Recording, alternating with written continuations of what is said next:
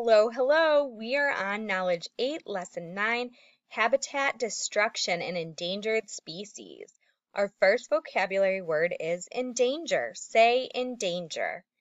Endanger means to put in a dangerous situation. The next word is endangered species. Say endangered species. Endangered species is a group of living things that could die out completely. And the last one is extinction. Say extinction.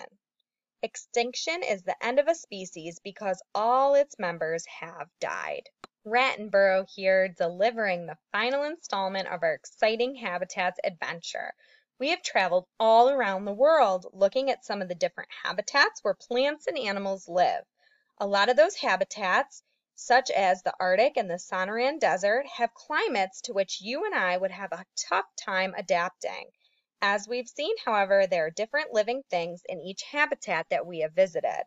Because some living things are so well adapted to the specific conditions of their specific habitats, any large change in their surroundings could make it hard for them to keep on surviving.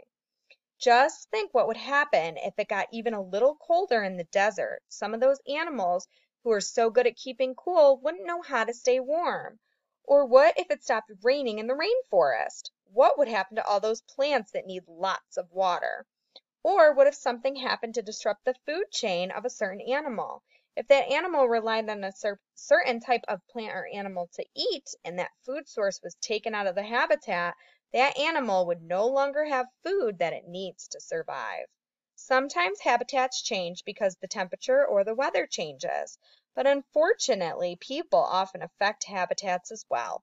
Whether they realize it or not, people can make it very difficult for plants and animals to survive. From cutting down trees to starting forest fires to dumping dangerous waste and chemicals into our rivers, people's actions can endanger lots of species of plants and animals. Sometimes people's actions destroy entire habitats. For example, someone walking in a forest might light a match and drop it, and then the whole forest might burn. Even if they were not harmed by the fire itself, many animals that used to live in the trees would no longer have a place to live. When they lose their homes, animals find it much harder to continue to live in a particular habitat. If they can't find a new place to live, the animal will not survive. After a while, there will be fewer and fewer of these kinds of animals alive in the world. When that happens, we say that they have become an endangered species. We say these species are endangered for a very good reason. They are in danger of extinction. An animal or plant that is extinct has died out and does not exist anywhere in the world anymore. I'm on a mission to tell you about one animal that can teach us a lot about endangered species and how to save them. I have come here to Washington State in the northwestern part of the United States to show you an amazing bird called a bald eagle. Look up at that top tree and you will see one of these eagles perched on the very top branch. You may recognize the bald eagle because it's one of the national symbols of our country. Drawings of the eagle appear as a symbol on American money and in many other places. Believe it or not, the bird that is known as the bald eagle was almost extinct in the United States several years ago. If that had happened, there would be no bald eagles still living. So we're grateful to be able to spot this bald eagle today. Bald eagles are scavengers, but they'd also eat rats or other small animals, so I better stay out of the way. Do you remember what a scavenger is? An animal that eats meat and waste left over by other animals. I think that the bald eagle looks very grand, don't you? It is covered with dark brown feathers and its head and tail are both white. Bald eagles are some of the largest birds living in our country. They can grow up to 3 feet tall, which is almost as tall as a first grader. Wow! This one is just taken off in the air and you can see that it has huge wings. In fact, their wings can spread to about 8 feet in length. While this eagle is flying around, let me tell you more about these special birds. There used to be thousands of bald eagles living in the United States, but farmers started to hunt them because they thought the eagles were killing their farm animals. Then later, people started to cut down the trees in which the eagles built their nests to make way for roads, houses, and shopping malls. With fewer places for them to make their homes, eagles found it harder and harder to survive, and they started to die out. Soon there weren't many bald eagles left in the whole United States.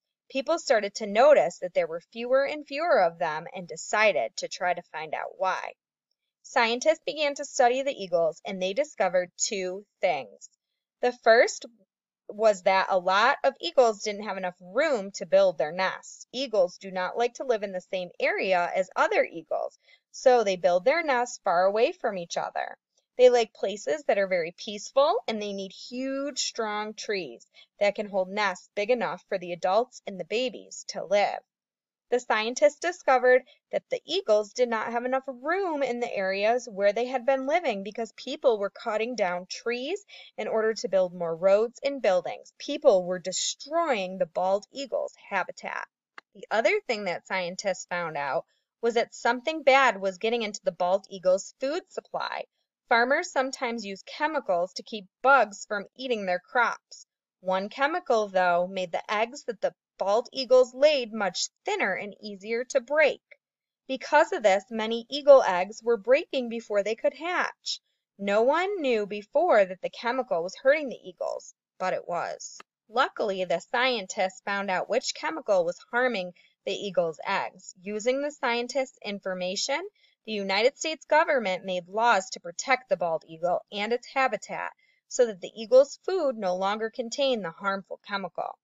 Thanks to these laws, more eagles were born and the numbers of eagles started to rise again. Now bald eagles have made an amazing comeback, but people must always be careful to protect their habitat. This bald eagle has returned to its nest up in that tree.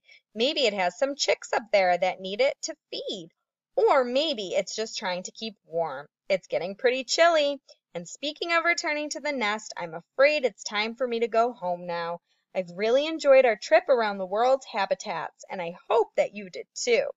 Mrs. Rattenborough and my kids miss me, and to tell the truth, it's been a dangerous expedition for me. I'll be glad to get out of danger and into the safety of my lovely home under the steps. Home sweet home, or maybe I should say, habitat sweet habitat. The end.